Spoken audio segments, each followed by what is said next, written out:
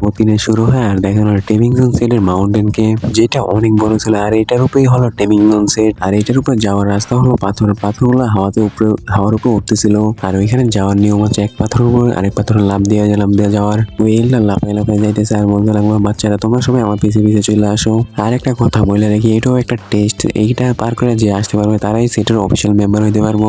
এই কথা বলার পর ওয়েলটার এখান থেকে চলে যায়। এরপরে ওইখানের মানুষজন ওইটা লাফায় লাফায় চলতেছিল। আর একটা পাথর উপরে যায় বলতে লাগলো, বাপরে এটা এখান থেকে তো আমি ভয়ে মরেই যাবো। এরপরে দেখেন শুলিং ওইখান থেকে লাফায় লাফায় যাইতেছে। তখন নিচে থেকে মানুষজন বলতে লাগলো, দেখো ভাই সিনিয়র কত সুন্দর আর কত পাওয়ারফুল।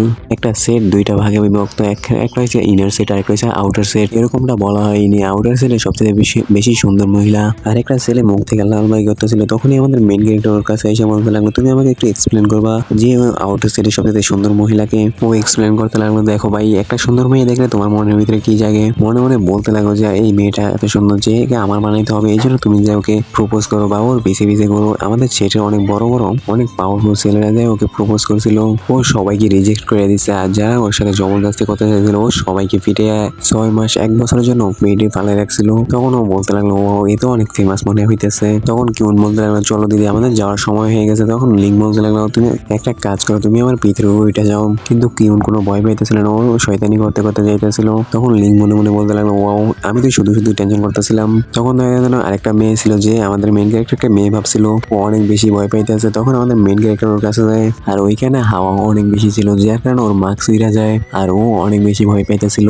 লিং ওকে হাত বাড়িয়ে বলতে লাগলো, তুমি আমার হাত ধরে ফেলাও। ও বলতে লাগলো, না না একটু আমি তোমার হাত একটু ধরবো না। কিন্তু ও এত বেশি ভয় পাইতেছিল যে মেইন ক্যারেক্টারের সাথে আইসা একেবারে চিপকে যায়। ও বলতে লাগলো, তুমি আমার সাথে যাইবা না, হয়েছে আইসা একেবারে চিপকে গেছো। তখন মেয়েটি বলতে লাগলো, আমার কোনো সাহায্যের প্রয়োজন নেই তোমার, আমি একটু ভয় পেয়ে গেছিলাম আর তুমি সামনে আসলে এই জন্য তোমার কাছে আইসা করছি। তখন কেউ এখানে এসে বলতে লাগলো, আমার মনে হয় এনার একটু সাহায্যের প্রয়োজন আছে, তুমি একে সাহায্য করে দাও। তখন আমাদের মেইন ক্যারেক্টার বলতে লাগলো, তুমি বলছো এই জন্য আমি ওকে সাহায্য করে দিব, এক কাজ করো তোমাদের দুইজনকে আমি নিয়ে যাই। তখন ওই মেয়েটিকে কোলে নিয়ে নেয় আর কিউনকে কাঁধে নিয়ে নেয় আর বলতে লাগে লেটস গো। তখন অন্য মানুষরা দেখে বলতে লাগলো, আরে ভাই এটা কে ছিল এত তাড়াতাড়ি গেছে এখান থেকে।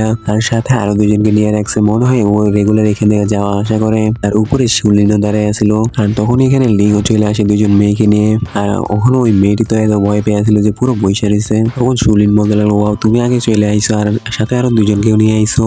তখন ও মনে মনে বলতে লাগলো, শুধু 3 স্টার আইছে, কিন্তু আমি মানি যে এটা ভালো, কিন্তু এতটাও ভালো না যে ওর সাথে দুজনকে নিয়ে আসে। এ আসলে কে? তখন আমাদের মেইন ক্যারেক্টার বলতে লাগলো, হ্যাঁ আমি দুজনকে নিয়ে আসি, একজন আছে যে ভয়ে এক সিঁড়ি উপরে উঠতে পারে নাই। তখন ও বলতে লাগলো, তুমি আমাকে কি বলতেছো, আমার নাম হচ্ছে মু, তুমি আমাকে মু বলে ডাকো। এরপর ওরা সেটের ভিতরে একটা হলের ভিতরে আসে, যেখানে সকল এলেনা চারদিকে দাঁড়িয়ে রয়েছে আর মাঝখানে সেটের লিডার বসে রয়েছে। আর ওদের সবার নজর শুধু কিউনের দিকেই আছে। তখন লিং মনে মনে বলতে লাগলো, এরা কত হারামি, এদের সবার নজর কিউনের দিকে, যদি এরা খারাপ নজর দিয়ে কিউনের দিকে দেখে তাহলে আমি এদের চোখ বের করে ফেলবো।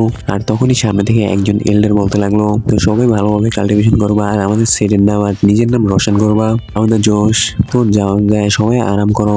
যাওয়ার সময় লিং নোটিশ করে যে এখানে দুইজন মানুষই আছেন যাদের লেভেল শুধু মার্শাল এম্পায়ারে আর বাকি সবার লেভেল শুধু মার্শাল কিং এ। ভালো করে দেখলে বোঝা যায় এই সেট অতটাও ভালো নয়। আমার মনে হয় এখন এই সেটে থাকতে হবে আমাকে কিউনের প্রোটেকশন করার জন্য, কারণ এখানে কিউনের প্রোটেকশন করার জন্য এমন কেউই নেই। ওরা সবাই যাওয়ার পর এখানে সেটের লিডার বলতে লাগলো, দেখছো এইবার আমাদের কাছে কত ট্যালেন্টেড ডিসেবল আইছে। এতদিন আমাদের সেটের র্যাঙ্কিং নিচে নামতেছিল, এখন থেকে আমাদের সেটের র্যাঙ্কিং আবার উপরে দিকে উঠবে। এই জন্য আমি তোমাদের কাছে একটা রিকোয়েস্ট করবো, না না একটা রিকোয়েস্ট নাই, এবার একটা অর্ডার করলাম, তোমাদের কাছে যত ভালো ভালো টিচার আইটেম আছে সবগুলো ওদেরকে দাও, যাতে ওরা কাল্টিভেশন করে নিজেদেরকে ইমপ্রুভ করতে পারে। তুমি কি ভাবছো আমি জানি না, তোমাদের সবার কাছে একটা বা দুইটা করে ট্রেজার আইটেম আছে, এগুলো তাড়াতাড়ি বের করে ওদেরকে দাও। তখন একজন ফিমেল লিডার একটা পেন্ডেন্ট বাই করে বলতে লাগলো, আমি লাকি ছিলাম যে এটা পাইছি, এটা আমি সেটকে দিতে চাই। এরপরে বাকি সকল লিডাররাও নিজেদের কাছে যত দামি দামি ট্রেজার আইটেম আছে সবকিছু বের করে সেট লিডারের কাছে দিছে। তখন সেট লিডার মনে মনে ভাবতে লাগলো যে ওয়াও এরা এত দামি দামি ট্রেজার আইটেম ওদের কাছে নিজেদের কাছে লুকিয়ে রাখছিল, এখন থেকে এই সকল ট্রেজার আইটেম তোদের বাপের পকেটে দেবে, মানে আমার পকেটে দেবে। পরে সিনে আমাদেরকে দেখানো লিংকে যে সুলিনের সাথে যেতেছে, আর সাথে মু আর কুইনও আছে। পাশে থাকা সকল মানুষ বলতেছে, ওয়াও দেখো সিনিয়র সুলিং চলে আইছে আর সাথে করে আরো 3 জন মায়া নিয়ে আইছে। ওইখানে দেখো কালো চুলালা যে মেয়েটি আছে ওই কত সুন্দর, আর সাথে একটা ছোট মেয়ে, পিছে আর একটা মেয়ে আছে ও কত সুন্দর। কিন্তু কালো চুলালা যে মেয়ে আছে ওর তো কোনো কথাই নেই। এই সব কথা লিঙ্গেও শুনতেছিল। তখন ও মনে মনে বলতে লাগলো, আমি কি সেটে আসলাম নাকি কোনো বারে চলে আইলাম, যদি কেউ আমাকে কিছু বলে আমি সবাই পিটিয়ে দিব। তখন সুলিং বলতে লাগলো, ওয়াও তোমাকে দেখো, তোমাকে সবাই মেয়েই ভাবতেছে, প্লাস তুমি আরো 3 জন মেয়ের সাথে চলতেছে এখানে, তাই জন্য সবাই তোমাকে মেয়েই ভাবতেছে। আর পিছনে মুখ পুরো জেলাস হয়ে গেছে। বলতে লাগলো, তোমরা দুজন চিপকে থাকো আর আমি তো এখানে নাই মনে করো। এরপরে সিনে দেখানো কয়েকদিন পরের ঘটনা, যেখানে সবাই বসে বসে মেডিটেশন করতেছে, কিন্তু আমাদের লিঙ্ক বসে বসে বোর হয়ে যেতেছে, কারণ ও তো অনেক শক্তিশালী, ওর মেডিটেশন করার কোনো প্রয়োজনই নেই। ও বলতে লাগলো বোরিং।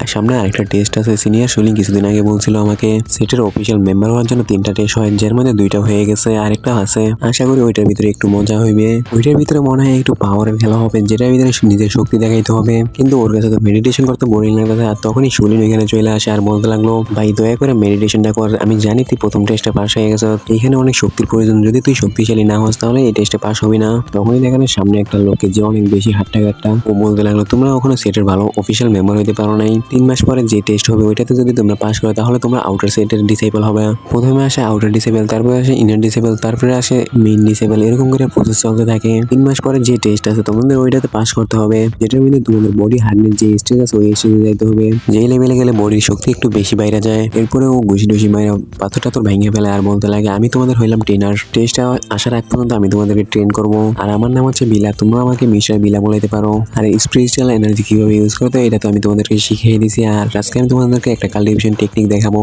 আর এই দেখো বউ, যেটার ভিতরে কাল্টিভেশন বেসিক টেকনিক আছে, এই নাও বউ। আর তোমরা সবাই ট্রেনিং করতে থাকো আর আমি গেলাম এখান থেকে আরাম করতে। তো বাই। হ্যালো বন্ধুরা, আজকের জন্য এই পর্যন্ত, দেখা হবে নেক্সট এপিসোডে।